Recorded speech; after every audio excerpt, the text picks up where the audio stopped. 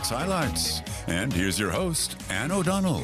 Hello and welcome to Euromaxx Highlights, where we put together our favourite reports of the week for you. Let's have a look at our top three. Lost places. Photographers share their fascination with abandoned buildings. White nights. We take a tour of St. Petersburg during the special midsummer season. And urban art artists from around the world turn a Berlin street into an open art gallery. Well, we start off in the Austrian capital and venture to the Spanish Riding School, one of Vienna's most popular tourist destinations and the world's first classical riding school ever. Well, it's celebrating its 450th anniversary, so the performing horses pulled out all the stops for their stunning dressage show at the historic riding hall.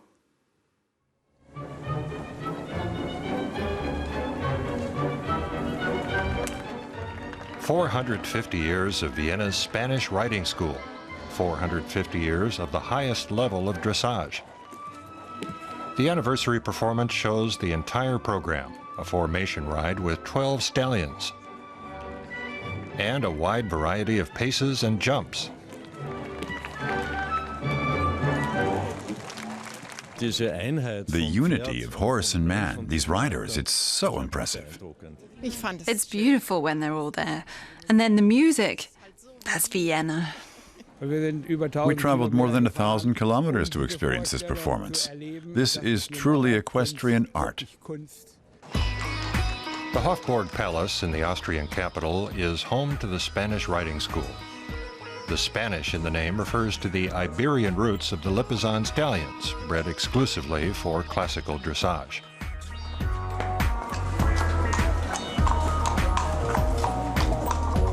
"14 riders train a total of 72 stallions. The training takes up to 9 years. A trainer and rider like Herbert Seiberl is generally responsible for the same animals until the end of their career. This is Maestoso Virtuosa. He's 19 years old now. I became a rider with this horse. Future riders of the Spanish school first have to train a horse to performance maturity, to the point it can carry out the Grand Prix program. Only then are we considered full-fledged members of the Spanish riding school. And this is the horse who made me a member. This is the first horse I trained, so I have a special relationship to him. He's kind of my one and only. Up to 300,000 visitors a year come to the performances in this Baroque building that dates back to 1735.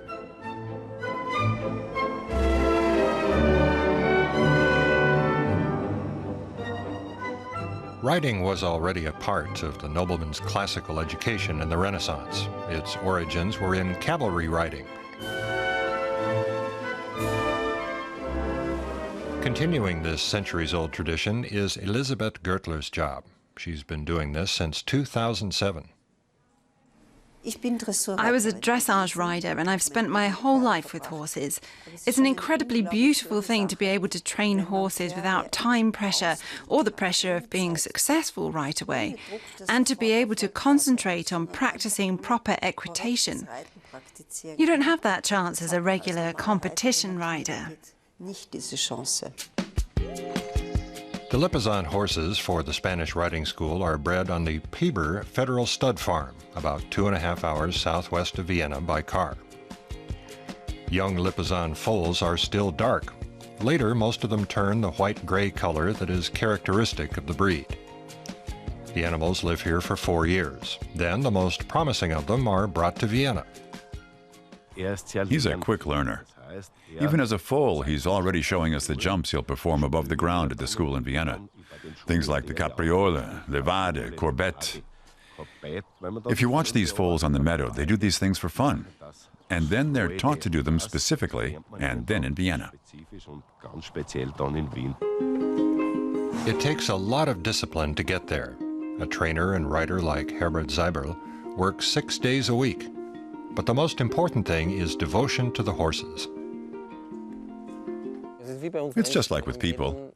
Each has his own personality. Each is an individual. One may be a bit more phlegmatic, another is more nervous. But when you work with these animals every day, you get to know them fairly well, and I'd say almost like a marriage in a way. Ich würde nur sagen, wir eher.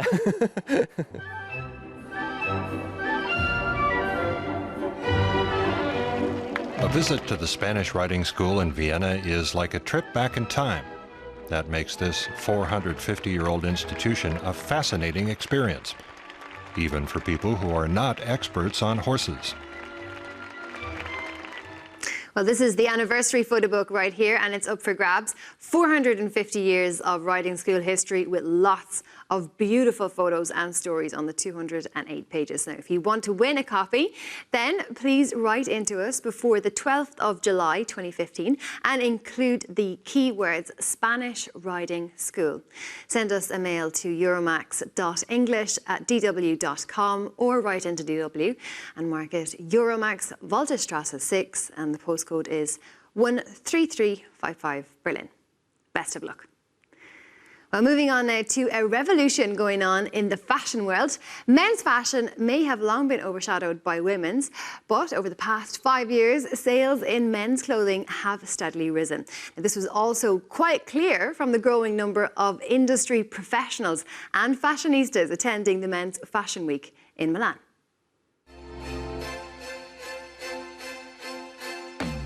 Presenting their summer collections for 2016 here at the Milan Moda Uomo are the leading designers of men's fashions, including Versace, Dolce & Gabbana and Emporio Armani. This is the biggest men's fashion event of the season for buyers, bloggers and journalists. Markus Luft from German's men's magazine Gala Men has been a regular for 10 years. It's definitely getting to be just as big a deal as it is for women's fashion. There are so many more bloggers, more photographers, and more reporters here now. The halls are getting bigger. That shows how important the men's market is for the industry. Anyone who invests this much is going to have a reason. And that's because men are a lot more into fashion now than just a few years ago. The show by the long-standing Italian luxury brand Ermenegildo Zegna was awaited with keen anticipation. Up until now, Zegna was known mainly for its classic men's suits and for its somewhat dated image. I think that there has been an evolution, and I think that the reason why we have asked Stefano Pilati to join us is to, speed up, this evolution of modernity. Stefano Pilati left Yves Saint Laurent for Zegna in 2013 and transformed it from a lackluster suit maker to a hit label whose creations redefine the classic suit motifs as modern designs. It's bold without being too flashy.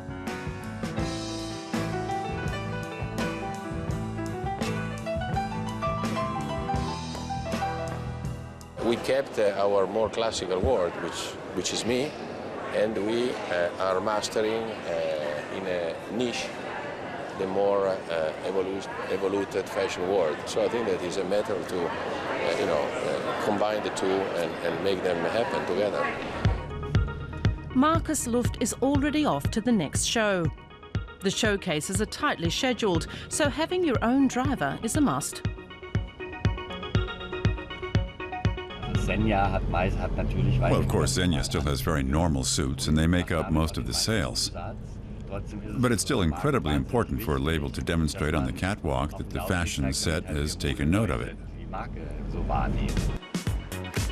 The luxury fashion industry for menswear is constantly expanding worldwide. According to one international study, sales have grown annually over the past 5 years by up to 13%. Fashion circles agree, men are becoming more fashion conscious. The most important for the men dress up nice is the details. Details like the tie, the pocket square, the button. I think in the past, the ladies were buying for the husband. Now it's the husband who goes to look for himself. The world has changed. That's what I would say. Not necessarily men has changed, but people have come to see that fashion is art, and in art there's no differentiation in gender, and therefore that's why now they make unisex products also. Some labels even hire female models to present their men's collections. Otherwise, they're sticking to what they do best, like the elegant and conservative designs at the Armani show.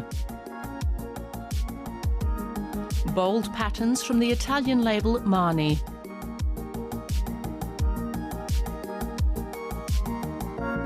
And loud and colourful designs from Dolce & Gabbana.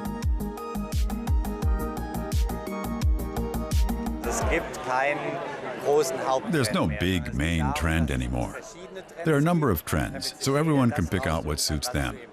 It's much more individual. Anna Wintour called it the end of the trend. That means not dictating things to people anymore, especially not for men. Men want to decide by themselves what suits them. The variety in men's fashions is becoming greater all the time. That is already clearly visible at Milan's Moda Uomo. Well, the beauty of decay is a very popular topic in photography. For some people, vacant factories, old bunkers or disused hospitals might be considered a waste of space, but many people find it fascinating. Old factories, lost bunkers, abandoned places. For some, they're an eyesore, but for others, they're places of fascination and places to take pictures. It's all part of a trend of urban exploration. German photographer and journalist Arno Specht has been exploring abandoned places for years now. I've always been fascinated by the morbid and by unusual places, but this latest fascination was something of a coincidence. A few years ago, my son discovered some pictures online of the Belitz Sanatorium. That's when I realized there are places, some quite large, that are decaying and abandoned, but have their own aesthetic. Specht has been documenting the history of these lost places since 2007. Most are located in what was once East Germany. He's still fascinated by the decay.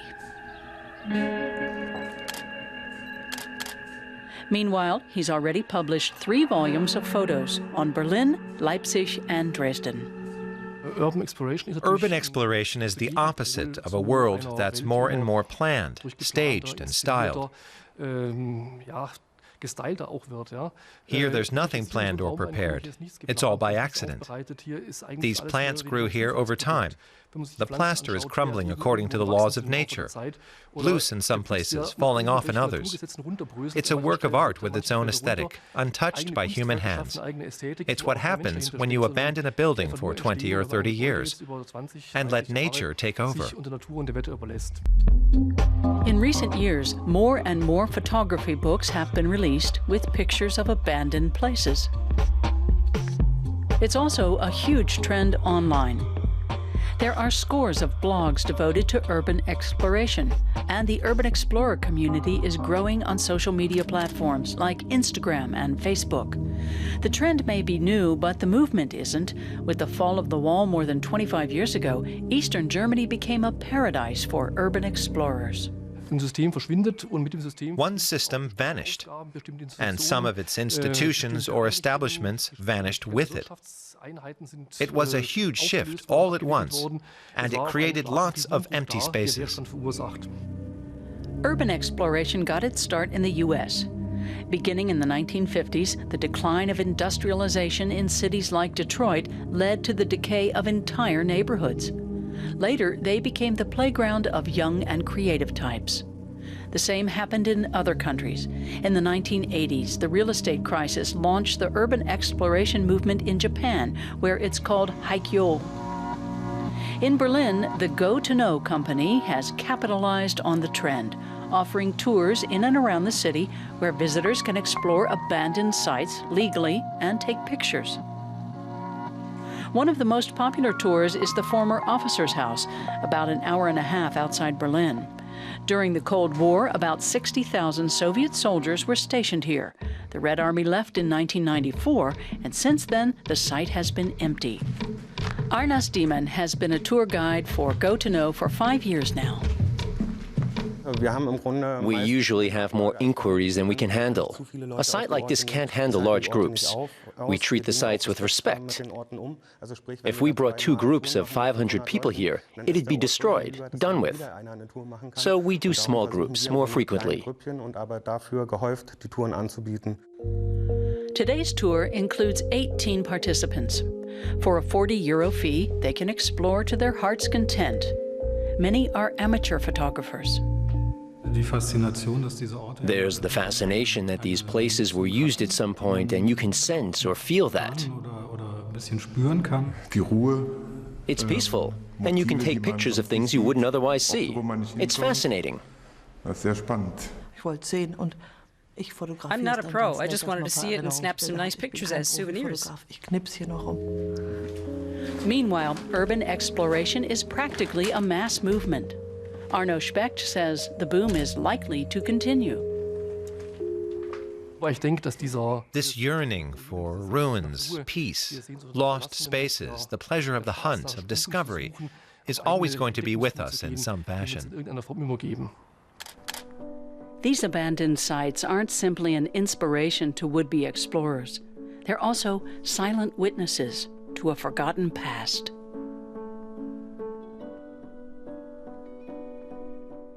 Well, just in case you'd like to see what other people are saying about the reports on today's show, you can visit our Facebook page, join in the conversations, or catch up on anything you might have even missed. Here's how. Want to learn more about Europe and European culture? Visit Euromaxx on Facebook. You can tell us what you think, and you'll never miss an interesting topic. Many Euromaxx reports can also be looked at again. There are behind-the-scenes looks at how the reports and the program are produced. We like it when fans visit Euromaxx on Facebook. Well, Euromaxx heads to St. Petersburg now, the city that was designed in the 18th century by the Tsar Peter the Great as Russia's window onto Europe. Well, it's now home to 5 million people and gets especially busy in the summer during the curious phenomenon of the white nights when the sun doesn't set.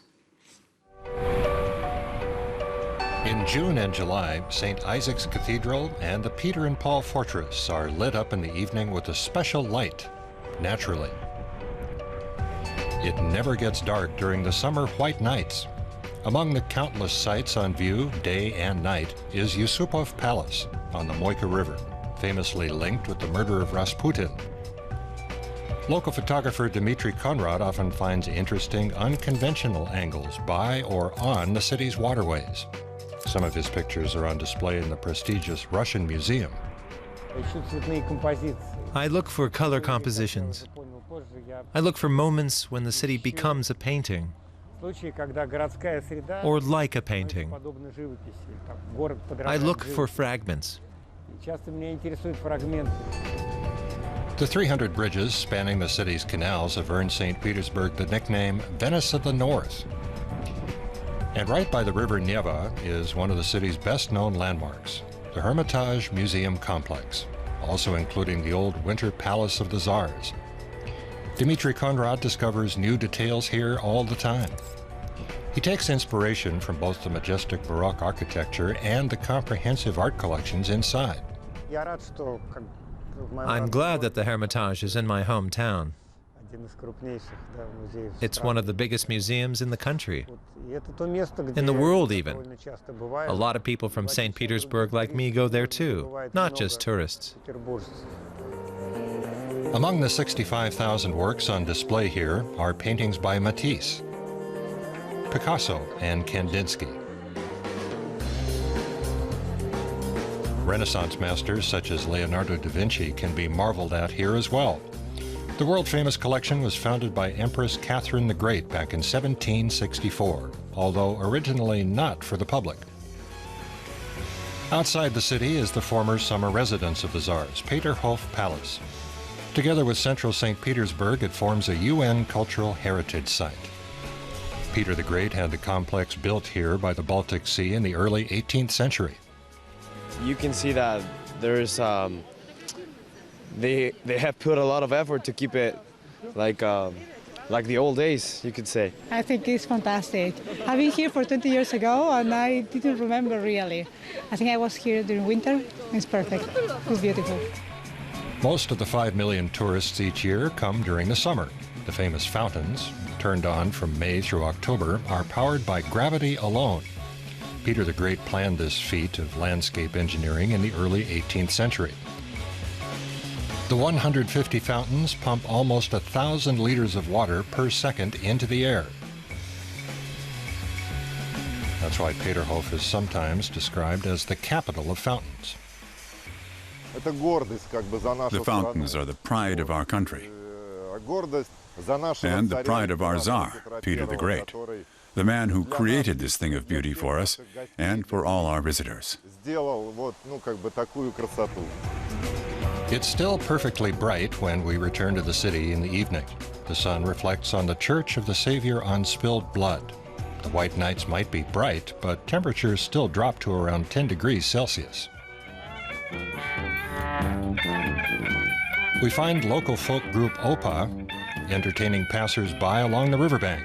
And what better way to keep warm in these cool conditions than by dancing along? For locals like Dmitry, the White Nights will never lose their magic. It feels strange. It's time to go to bed, but it's still light. People should be at home, but everyone's out on the streets. And there's plenty to stay awake for. Way after midnight, you can see the bridges opening for taller ships. And so the day comes to a close. Or is it just the beginning?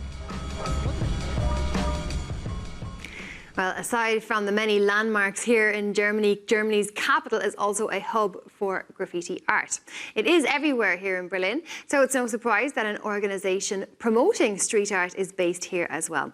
Well, Urban Nation recently invited 10 artists from around the world to revamp the facades of a street in Berlin's Schöneberg district. Bülowstrasse in central Berlin is a favorite haunt of street artists, such as the international participants in the Urban National Festival. One of them is Elle. She hails from New York, and her work is on display in cities such as Paris and Chicago.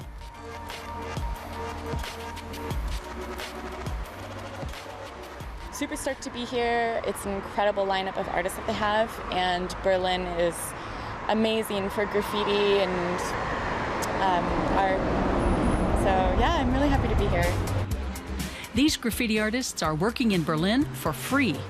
They've come from the US, Britain, Russia, and Germany to decorate the city's walls with the official permission of local authorities. Artists Collective Circle comes from Los Angeles. Their signature style features text elements and an abstract visual language.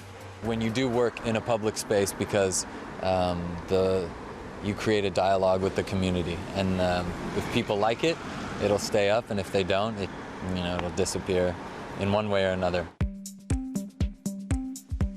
Urban Nation was founded 2 years ago to bring together artists who enhance urban spaces in neighborhoods.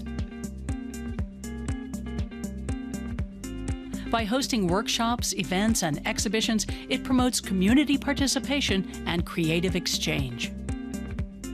Yasha Young is the initiative's director and curator. We're giving a platform to those people, helping them, to do projects in the city, in different cities, and just making sure that we raise awareness in a really professional environment to help people understand it is not just, vandalism or something that you just see somewhere. It's actually a huge culture behind it. Over the years, Berlin has gained an international reputation as a capital of street art.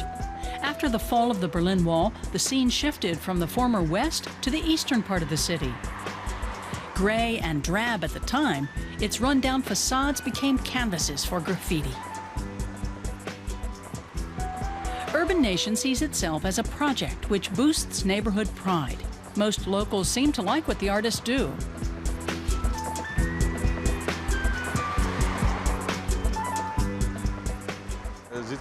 Looks very good. It's pretty.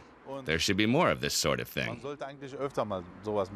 The figures look like they've walked off the pages of a comic book. I don't really get what they have to do with Bülowstraße. Street art is so great, they should do this all the time. The whole city should be graffitied. It's fantastic. Best of all, if they get tired of them, in a few months' time, some of these works will be replaced by new ones.